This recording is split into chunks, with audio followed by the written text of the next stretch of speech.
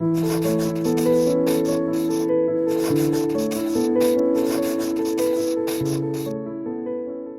tonight, I'm going to be talking a little bit about my book, about why I wrote the book, why I think you should read the book, maybe even buy the book. And, you know, as my first slide says, the book is basically a single volume history of the Warring States period. And, you know, my original subtitle was To Rule All Under Heaven, China's Warring States Period, 481 BC to 221 BC. And of course, my editor said, nobody will know what that means.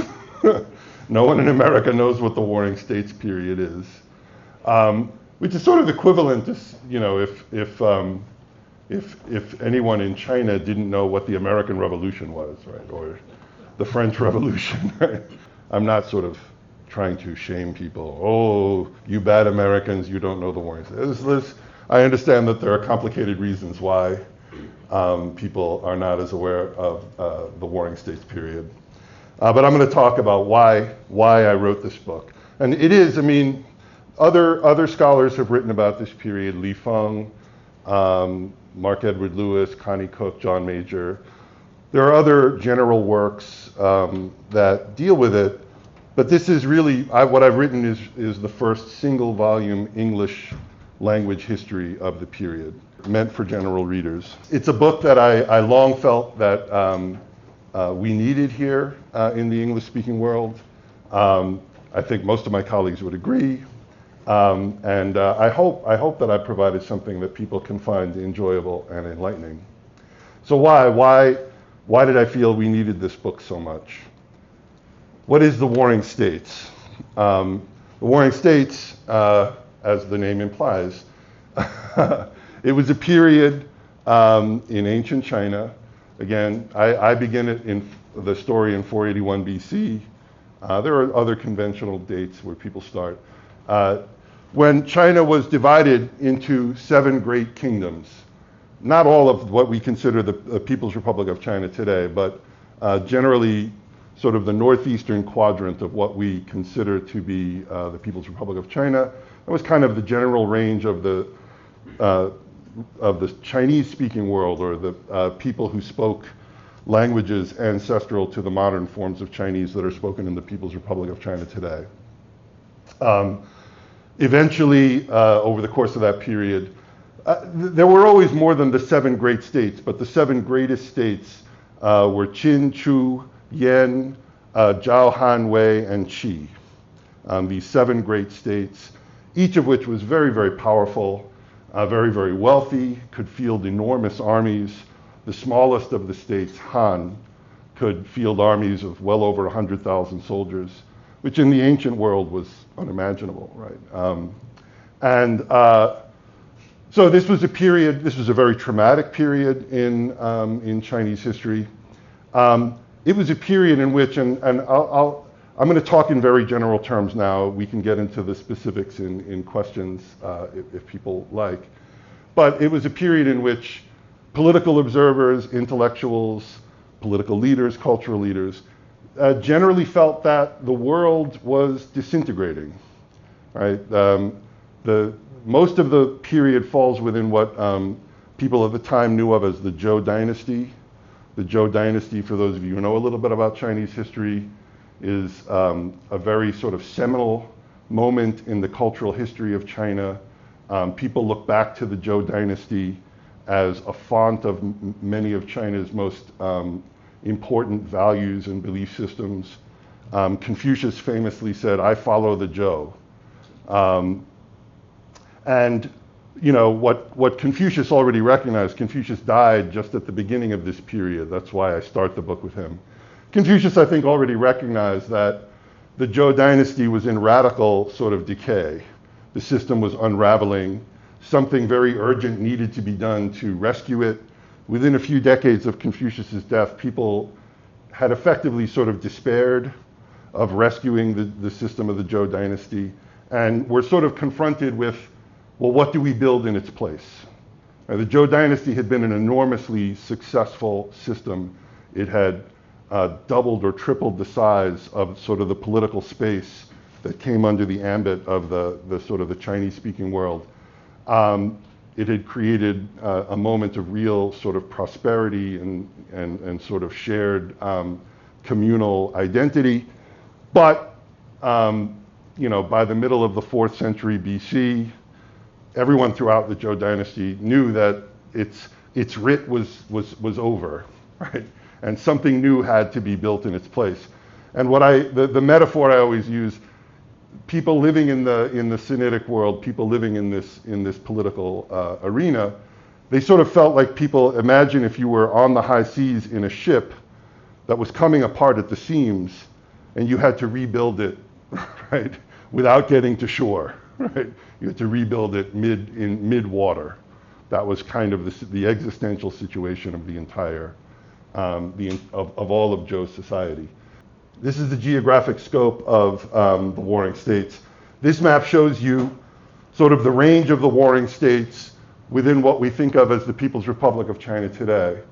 So, one of the interesting things is you see that this area of southern China where a majority of Chinese-speaking people live today really was very marginal to the world of the warring states. The people living in Guangdong and Fujian and Guangxi, these areas, Zhejiang, they didn't really speak languages that were ancestral to Chinese. We don't really know what language family the languages that were spoken there belonged to. Some scholars think it was a family of Austronesian languages, Mon Khmer languages, but they didn't really speak Chinese. They were culturally quite distinct. The range of Sinitic civilization really centered around the Yellow River. So that's the geographic scope of the warring states. This is where the warring states fits into sort of the deep timeline of Chinese history. So the earliest written records we have of Chinese society go back to the Shang dynasty, which began in around 1766 BC. The warring states falls within the Zhou. The Zhou was the longest reigning dynasty in Chinese history. They were on the throne for about 800 years. So early in the imperial period, Chinese historians began to break the Zhou down into more manageable bits. So there are the two basic sections. The Western Zhou and the Zhou had their capital in the Western Wei River Valley region. They were forced, their capital was overrun by a people known as the Xianyuan. They were forced to move in 771. So the warring states forms the latter half of what people call the Eastern Zhou dynasty. It's sort of it's a sub-periodization, right? The Zhou gets periodized into the Western and the Eastern, and then the Eastern gets split into the Spring and Autumn period and the warring states. And the warring states is this period where Zhou society splits into these 7 giant states. Chronologically, where does the warring states fall? The warring states falls, I've sort of given you a sort of a relative timeline. I begin the period the story in 481 BC with this coup that takes place in the easternmost state of Qi. That happens a year before the Battle of Thermopylae. So, the beginnings of the warring states falls in the period of the Persian Wars. And as I follow the timeline down, the Battle of Thermopylae, and part of what the Battle of Thermopylae, everyone should be familiar with it. It of course gave us the six-pack ab. Right. One of my point in this in doing this is that this period in Greco-Roman history, this period in the history of the Mediterranean world and the Middle East, it's very much alive in the cultural imagination of Europe and America, right? The popular entertainments, graphic novels, movies, all take their story from these very dramatic events that took place during this period that corresponded with the warring states. And if you go to China, the same is true. The event that I paralleled with the Battle of Thermopylae, this coup that took place in the state of Qi in 481 BC, you see it's being dramatized in a teleplay on Chinese television here.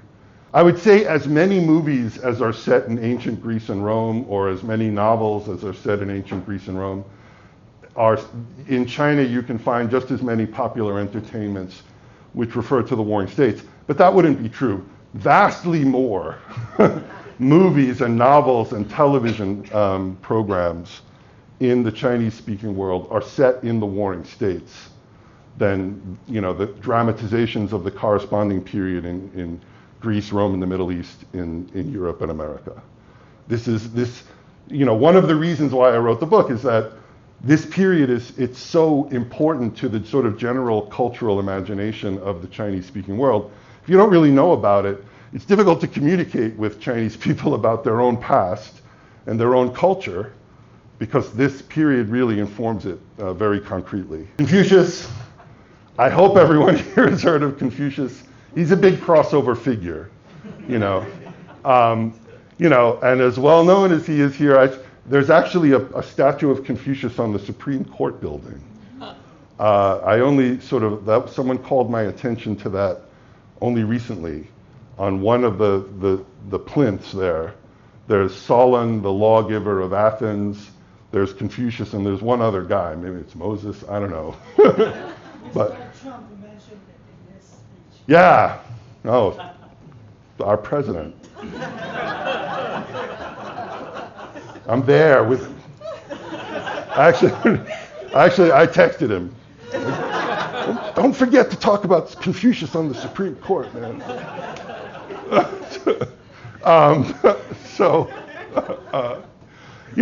And Confucius. This was a very popular movie in China. Confucius was played by Zhou Yunfat, who's one of the biggest screen stars. I mean, this is as big as Confucius. He's so big that he was played by, he drew Zhou Yunfat to play him, right? Zhou Yunfat is familiar to audiences here as he was the star of Crouching Tiger, Hidden Dragon, right? So he's a big international film star, not just in China. So if we go to the end of the Warring States period, the Warring States period ends with the first emperor of Qin. So people are generally familiar with sort of the end of the story. There are these two very familiar figures that bracket the story. There's Confucius, who is alive at the very beginning of the Warring States. The first emperor of Qin is the one who brings the Warring States to an end. And I'm going to show you a slide. He's the one buried in the famous tomb with the terracotta warriors. He's the ruler of the kingdom of Qin, and his kingdom conquers the other six. So that happens at around the same time as the First Punic War. So as the Warring States are beginning, the Persian Wars are in effect, which we know are really going to change the whole Mediterranean world. By the end of the Warring States period, Rome is beginning to rise. That's sort of the period that sees the foundations of the Roman Empire, right? Because with the Punic Wars, Rome begins to become the predominant. So this whole period in both the Chinese-speaking world and in the Mediterranean is really very, very formative and very, very crucial, important. It's a kind of a fulcral moment. I had trouble finding popular entertainments that are rooted in the Punic Wars. Hannibal was a famous Carthaginian general and a famous cannibal doctor. We didn't get some of our best popular entertainments out of the Punic Wars. Vin Diesel was going to make a trilogy of movies about Hannibal, and he made this. Like he circulated these promotional stills because he was going to star. He was going to be Hannibal, right? He had this in development, but we never got. Someday I want to see those movies. I want Hannibal on screen. There are lots and lots of popular histories for general readers. As a general reader, if you want to know about the Punic Wars, there are lots and lots of choices, right? Adrian Goldsworthy. So the first emperor, I already mentioned he's buried with the tomb guarded by the famous terracotta soldiers. And, even more than the Punic Wars and the conquest of Alexander, maybe I should have used the conquest of Alexander as a foil for popular entertainments. Here's a sort of a wide-angle view. They really are one of the wonders of the world. If you ever have the opportunity to travel in China, it's really worth seeing. It's really, This was one of the most extraordinary public works projects of antiquity. This is all built after 220, before 210 BC, which is when the first emperor died. This only represents a portion of the army. Much of it has not been excavated yet. The first emperor's life has been dramatized over and over and over again on television and in film. The movie in the middle, this is a really great movie. This actually played in theaters here in the US, The Emperor and the Assassin by the Chinese director Chen Kaige. It's not very historical, but it is very entertaining.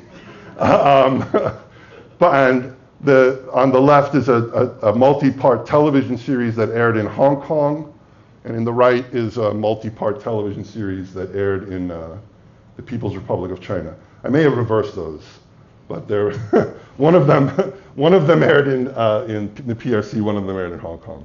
This period that the Warring States, it corresponds to this era that the philosopher Karl Jaspers called the axial age. And what Karl Jaspers noticed, and he's not alone in noticing this, but he coined the term axial age, that figures like Confucius, crowded into the Warring States period. Some of the seminal works of early Chinese thought were written during the Warring States.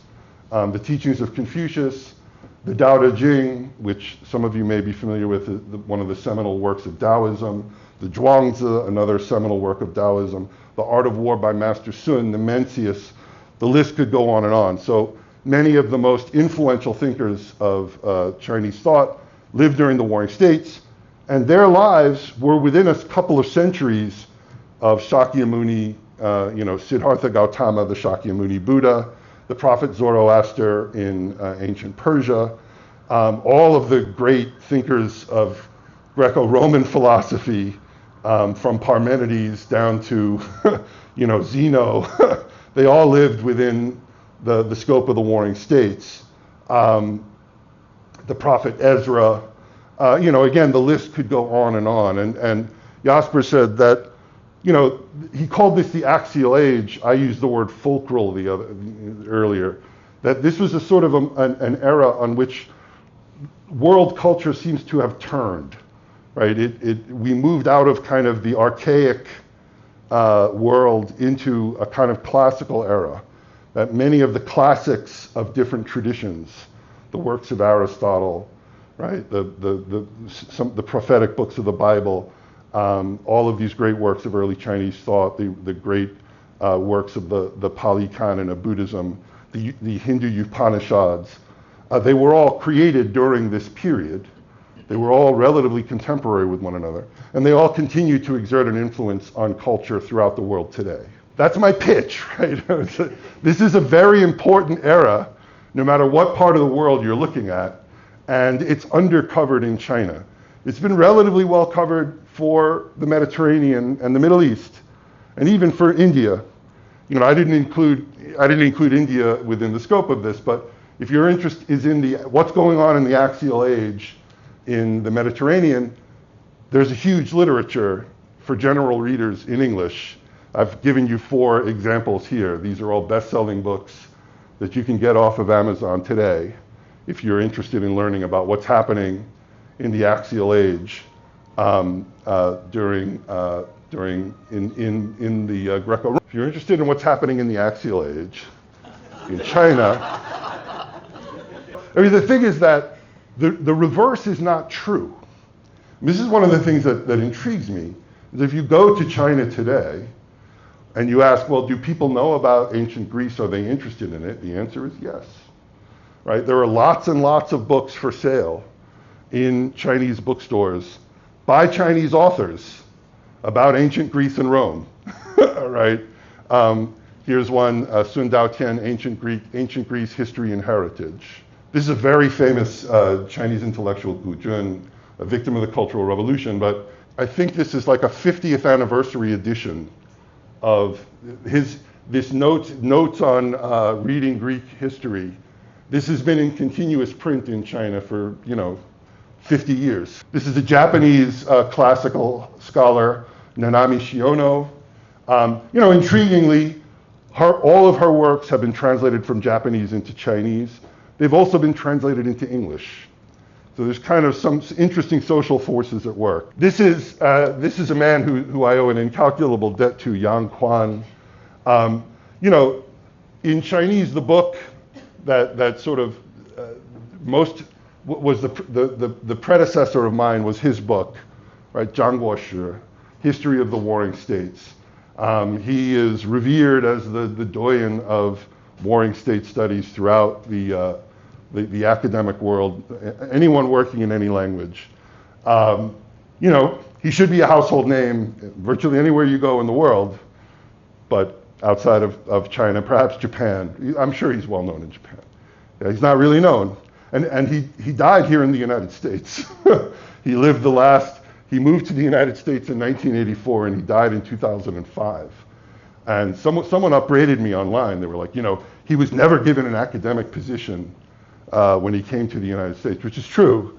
I don't know if that was because I don't know that he necessarily wanted an academic position. He was already like 75 years old when he came to the United States. So he may have wanted to retire at that point, but there's so much going on in the book. I mean, one of the reasons I wrote the book, one of the reasons that I was drawn to the study of the Warring States, there are so many wonderful stories, right? It's just so engaging. As a college student, I really became sort of transfixed. It's such an interesting period. And it's so dramatic. It's this drama of an entire sort of society trying to reinvent itself and succeeding. Right? Because what happens, so all right, I'm going to give you my case that we should think of the Warring States as one of the world's most important revolutions. And revolution has become a very sort of almost toxic word in contemporary Chinese historiography. By Chinese, I mean in the People's Republic of China. There's a lot of arguments about what really is a revolution and how important is a revolution and what should we call a revolution. And I'm going to stick by my guns. This is a revolution, and this is one of the most important revolutions. And of course, it's an unconventional revolution. We're used to revolutions taking 5, maybe 10 years, being very brief and very violent, This is a revolution that took 260 years, that was very violent at times, but at other times just involved a lot of people sitting around talking, right? But nonetheless, one of the most profound revolutions in world history. So I'm going to run through my fast pitch about why that's the case. And I'm going to do that I'm going to begin by telling 2 stories, right? One of which takes place before the Warring States, and one of which took place after the Warring States. And then I'm going to talk about how, in comparing these 2 stories, we can see how revolutionary the Warring States period was. So I tell the 2 stories in the introduction to the book. So if you listen to me carefully now, you can skip the introduction. So the first story involves Confucius. With Confucius, it's always difficult to know whether some of the stories that are told about him actually happened. This may have happened, it may not. We really can't confirm. If it did happen, it happened sometime in the 480s BC. He's supposed to have traveled around to the different courts of the regional lords. The Zhou, when they first established their dynasty, they had established more than 100 regional lords. They had sort of divided up their realm between more than 100 regional lords, And almost immediately, those regional lords began to devour one another. They began to conquer one another, and these regional states got bigger and bigger until eventually there were 7 giant states with a few others scattered around. But in Confucius's day, there were still a few dozen of these regional states surviving. And he was traveling in search of a regional lord who would give him a position of responsibility, who would make him a minister at court, who would make him a courtier. He was of rather lowly birth. He and his disciples were all born, the word in Chinese is shi. I translate it as knight, K-N-I-G-H-T. And I can talk about it in Q&A. I have a lot of debates with my colleagues. Many of my colleagues don't like that translation. I will stick by it till I die. But Confucius and his disciples were all knights, but he wanted to be sort of raised above his station, to be given real responsibility, real status, to be made a courtier, because he felt that he had the right stuff. He had discovered this Tao, this way, which could sort of rescue Zhou society from the dilemma in which it had fallen. So he's traveling, he's being turned away everywhere he goes, he's being humiliated, he's being treated with contempt. He falls ill, and it looks like he's going to die. And he and his disciples are traveling on the road, and his disciples are crestfallen, they're heartbroken, because they had such high hopes of their master as they set out, and now it looks like it's all going to end with humiliation. So one of the disciples, the most impulsive and rash of the disciples, says, okay, this is what we're going to do.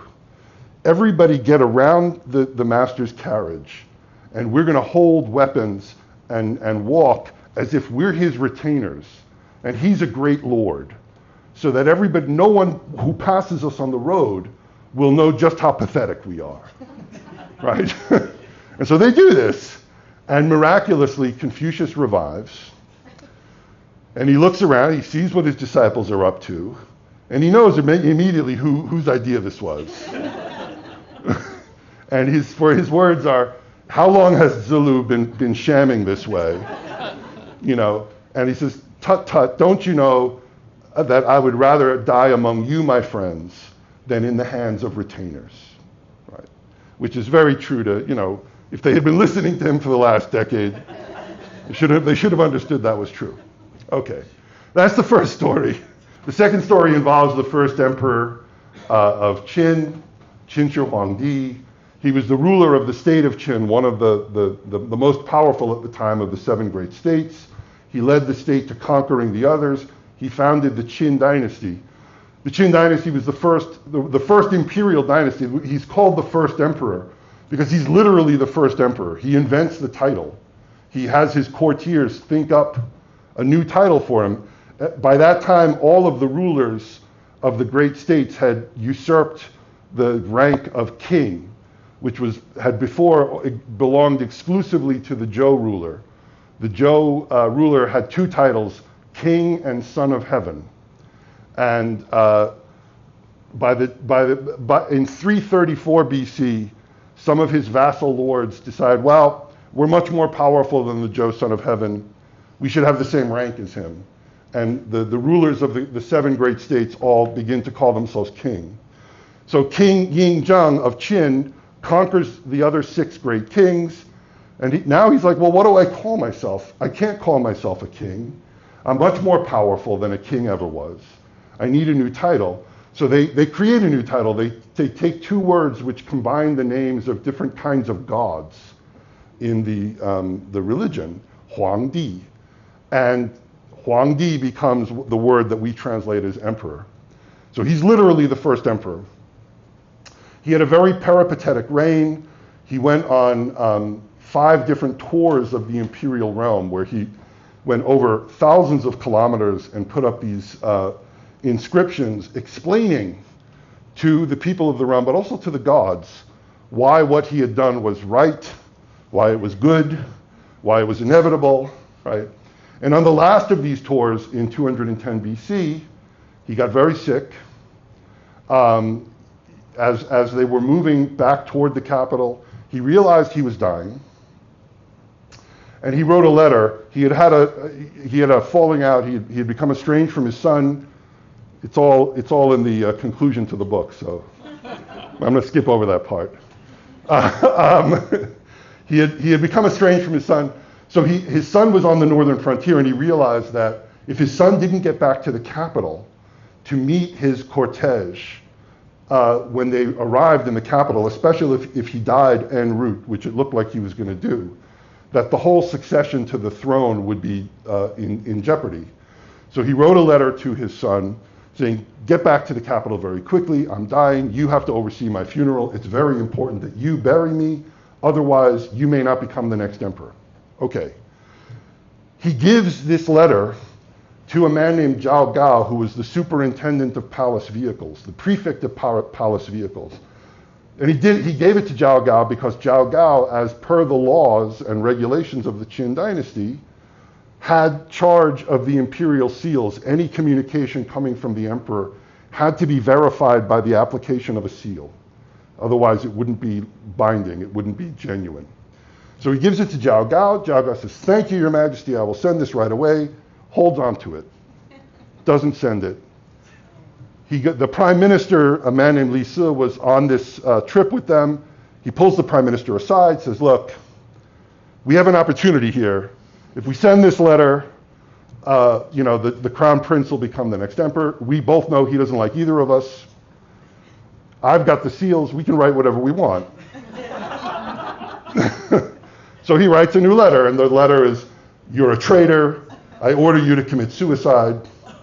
Right? I relieve, he was on campaign with General Meng Tian. General Meng Tian is relieved of command. He's to be put under arrest.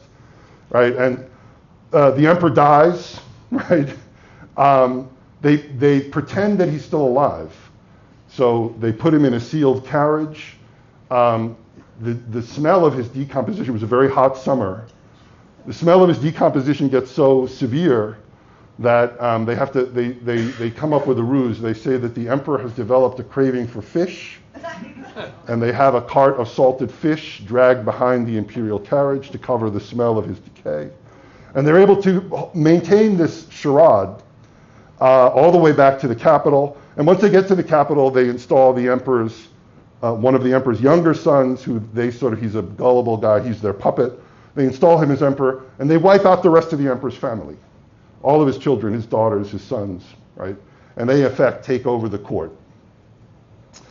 And of course, the moral of the story is Confucius was right, right? Better to die in the hands of friends. And I mean, what's remarkable is the parallelism. Like, you have these two funeral processions, right? Or two processions of phony followers. Right, Confucius's disciples pretending to be his retainers, and the first emperor's actual retainers pretending that he's still alive and he's still their emperor, right? And the contrast between these two scenes, to me, very, very splendidly illustrates the radical nature of the revolution of the Warring States. Why would I say that? To me, the Warring States, in the conclusion of the book, spoiler alert, this is the very end of the book, I try to sort of get at, well, what is it? What did the Warring States, what enduring change did the Warring States affect in the fabric of Chinese society? And the way I sort of tried to distill this was by saying, well, there were sort of four great questions that were at the heart of conflicts and debates that were, roiling the society of the Zhou world over the course of this 260 years. The first question is the state the patrimony of its ruling clan, or a bureaucratic enterprise organized for material ends? So this was a big controversy during the Warring States. And guess which side basically won, right? In other words, in Confucius's lifetime, the state is still very much considered the patrimony of its ruling clan. That's why Confucius has to go from court to court to court, pleading with these lords, right? Because they're the ones who have absolute control, right, over whether or not someone with his talents would ever get to use them, right? By the time we get to the end of the Warring States, by the time we get beyond the Warring States to the rule of the first emperor, well, of course, technically the empire is still considered his patrimony, right? But he's as much a kind of subject of its rules as everybody else, right? In other words, when it comes time to square what's going to happen between him and his son, right, he follows the rules. He gives the letter to the guy who's got the seals, because it doesn't matter that he's a father writing to his son, right? As two agents of the state, if the message doesn't go through this official channel and doesn't follow these official protocols, it doesn't count, right? And that's an extreme change to the way power works. I'm bringing back the same view, right? This is the state organized as a bureaucratic enterprise for material ends, right? Everyone's in the rows according to this organizational flowchart in which they belong. And the coordination of all of these activities according to specific rules is how we generate power, right? How we amplify the power of the state, right? By reorganizing it along certain lines. Question 2, should the realm be centrally governed, or should each region have autonomy? And this is a question that, in all honesty, has not been resolved down to the present day, right? In places like Tibet and the Taiwan Straits, right? This question remains a very live wire. And how much autonomy the different regions of the People's Republic of China should have remains an open question. But in general, the warring states, at least for the moment, resolved this question in favor of centralization. And the Qin centralized the realm in very, very radical ways, more radical than anyone had attempted during the Warring States, and more radical than anyone would attempt for another 400 years, until another 400 years after the fall of the Qin, right, and beyond. Because what the Qin do, there's a big debate at the end of the Qin. Should we redivide the realm into regional houses?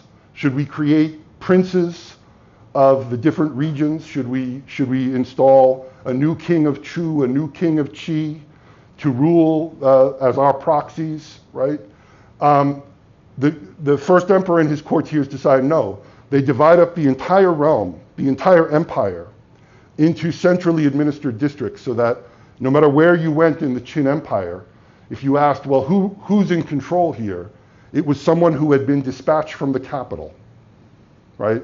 And it was someone who was going to have to return to the capital in 5 years and would be replaced by someone else sent by the capital. It was a radical routinization of administration. And this set a pattern which has been, very, very influential and important throughout Chinese history. And of course, it created problems almost immediately. And you can see it. Why does this relate to the story I gave you, I told you? Well, the first emperor wouldn't have had to go on these long tours and put up these pleading stelae, right, if centralization wasn't a controversial problem, if it didn't pose a challenge, if you didn't have to sell the centralization that he had put in place, not only to the people of the realm, but to the gods. This shows you, the warring states, the revolution of the warring states really sets in motion the historical forces that lead from Qin to Han, and eventually, right, to the Qing dynasty and to the People's Republic of China. Absent the warring states, there is no way that we would have a country today called the People's Republic of China, in which 1 in every 5 people on Earth live. It's a product of deep historical forces that go back to the warring states. Question number 3, are intellectuals the treasure of the state or its curse? This is a big debate that goes on throughout all of the states over the course of the warring states. It gets resolved in favor of they are the treasure of the state. And of course, there are people throughout Chinese history, even down to the present day, who will tell you the reverse. Right? The opposite side of this question doesn't go away completely. But if you think about the two stories, Confucius, why do Confucius's disciples array themselves around his carriage? Because if travelers had come upon them in 480 BC and said, who is that man lying sick in the carriage? And they had said, well, he's our master. Nobody would have known what they were talking about. Master? What's that? Why does anyone need one? Right? He's teaching you how to read. What else do you need to know from him? Right?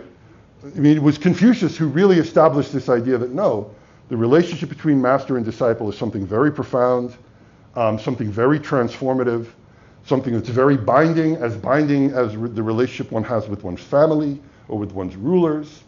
And if you fast forward to the period of my last story, if a group of disciples had been walking on the road, had been traveling with their master, and their master had gotten sick, they would never have felt the need to pretend that they were anything but his disciples.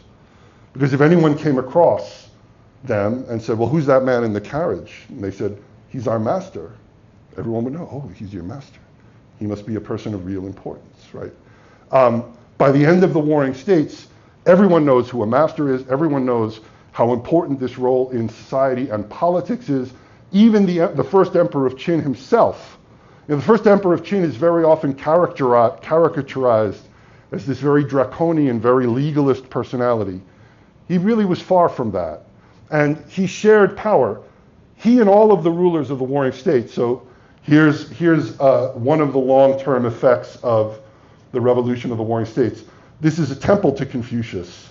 You will find a temple to Confucius in most Chinese-speaking cities throughout the world. This is the one in Beijing. That's the 100,000 unit note of Vietnam. And it has a picture of the Temple of Confucius in Hue, which is one of the architectural masterpieces of Vietnamese architecture, right? So these are long-term ramifications of the revolution of the warring states. And they were felt even during Qin Shi Huangdi's own lifetime. He and all of the rulers of the warring states came to realize that they would have to share power with intellectuals, with literati, that there was really no way of having a legitimate government that did not in some way incorporate the participation of intellectuals, of literati. And the Qin government was organized that way too. In fact, the whole breach between Qin Shi Huangdi and his son happened over a kind of quarrel that happened between Qin Shi Huangdi and the literati, the masters who were ensconced at his imperial court. So the problems between Qin Shi Huangdi and the masters with whom he was sharing power ultimately helped bring down the dynasty. The final question, should power and status be determined by birth or by earned merit? I mean, this is one of the most profound aspects of the Warring States Revolution. At the beginning of the Warring States in Confucius's day, right, status is tied to birth. You want to know what a person's future is. The first question you got to ask, who is his daddy? And who was his daddy's daddy is the next question. Who was his daddy's daddy's daddy? Right? That's it, right? Birth status. And this is why Confucius is wandering around and why his wanderings fail. Because the answer to the question, who is his daddy, for Confucius was nobody. His daddy was nobody. It didn't matter how much he learned. It didn't matter how brilliant he was or how potentially transformative his ideas were. He was going nowhere. By the end of the Warring States, that's completely changed. Right? By the end of the Warring States, there are pathways of social mobility. And with the fall of the Qin dynasty, the hereditary aristocracy that had controlled the Zhou world for more than 800 years disappear. They're gone. And they never come back. There are aristocratic groups that reemerge in Chinese society later, but you never have a group whose hereditary privileges are as robust as the hereditary aristocracy of ancient China. Never again, which is remarkable, right? And has shaped the trajectory of not just Chinese society, but all of East Asia, all of the world in remarkable ways, right? When Europeans came to China at the end of the 16th century, and they saw this enormous empire, more than 100 million people, and if you want to serve in the government here, you have to take a test. People lining up to see the results of the imperial examinations. And these Europeans who were coming from places where you wanted to know how to get into the government. Well, first question, who's your daddy? Right? That's true in 1600, right? In 1580 in Europe. But in the Ming Dynasty, it's, well, you want to be in the government? What'd you get on the test? Right? And that, it's a long road from the Warring States to this, right? And with a lot of different, side renegotiations and transformations. There was nothing like this during the Warring States or in much of imperial history. But absent what happens during the Warring States, would we ever get to a point where imperial service is dependent on taking an exam? No. That's inconceivable, right? And I'm happy to take questions. I'm curious how did you balance between the sort of traditional historiography, like the very colorful stories you get from the records of grand historian, with like the archaeological and material evidence we have now. Essentially, a lot of the text has been discovered. No, I mean every historian has to operate this way, right? I mean, this is a hallmark of the discipline of history since Leopold von Ranke, right? We have to, we're trying to recover the past, working past the biases of the sources. And yeah, I endeavor to do that. My discussion of Qin Shi Huangdi is one example, right? If you read the records of the grand historian, Qin Shi Huangdi was something between a tyrant and a lunatic. And, too much of the evidence that we have from archaeology, from other sources, contradicts that, right? So I try to create a more balanced picture. There are lots of places in the book where I go through this, and I use another place where I use archaeological evidence to balance against the received textual evidence. In 318 BC, the ruler of the state of Yen, the king of Yen, abdicates in favor of his prime minister. And it's one of the most fascinating episodes in world history. And the reason he's doing this is because those of you who are familiar with ancient Chinese texts, there's this kind of charter myth. Sarah Allen wrote a whole monograph about this, The Heir and the Sage. There are these stories of rulers in high antiquity who, rather than giving the throne to their own children, found the wisest person in the realm and abdicated the throne in their favor. Right? And of course, this is part of this debate, right, about, well, how much should pedigree count? And the people who are arguing the other side, right, people who are arguing against pedigree, are, no, look at what the King Yao did. He abdicated in favor of a common farmer, right? So the king of Yen does this in 318 BC, and it predictably ends in disaster. It sets off civil war. The state of Yen is overrun. And so part of the question I began to ask was, well, why did this happen? And of course, if you read the sources, if you read the records of the grand historian and the Zhang Huoci, well, he was an idiot, right? He was gullible. His prime minister was very clever, but there's too much evidence to contradict that, right? There's too much archaeologically recoverable. So I sort of work through the event and talk about, well, what was the logic? What was the method behind this madness, right? About how long did it take for Confucius's idea on an education-based bureaucracy to take hold so that they're starting to take exams to work for the government?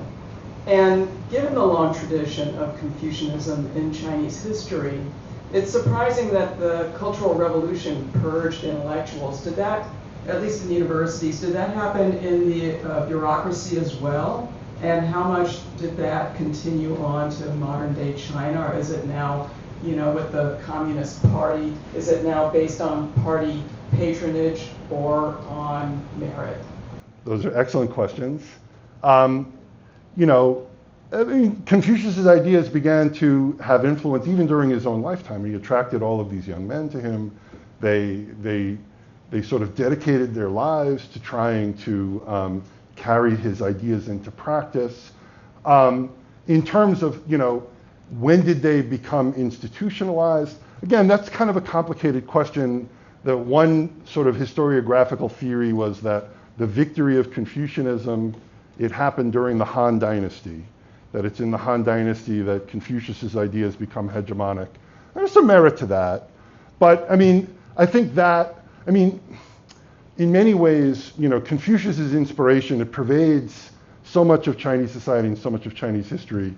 But the constellation of movements that around it's like talking about Marxism, right? There are so many different flavors and brands of Marxism that bang around throughout the 19th century down to the present day. Confucius, so many different groups that are taking the inspiration from Confucius have instituted different kind of programs and policies throughout Chinese history. And I think it's generally true that it's during the Han Dynasty, during the first great long empire, that there's sort of a robust movement to sort of shape the institutions of the empire in ways that embody some of the teachings of Confucius. But that, even before that, even during some of the warring states, in chapter 5 of my book, I talk about this ruler, Marquis I of Wei, who takes one of Confucius's disciples and makes him his teacher and sort of builds an entire political program around that. So even before imperial times, Confucius's ideas were having sort of impact in unpredictable and dynamic ways. What was the other part of your question? Oh, about later in the 20th century and the purging of the intellectuals and yeah. You know, and how has that extended now to? Well, I think again, you know, it goes back to the third of my questions: are intellectuals the treasure of the state or its bane? Right, that's right. You know, when you have a political system, when you have I shouldn't say a political system, when you have these very deep historical traditions of sharing power with intellectuals, well, people who have power are dangerous.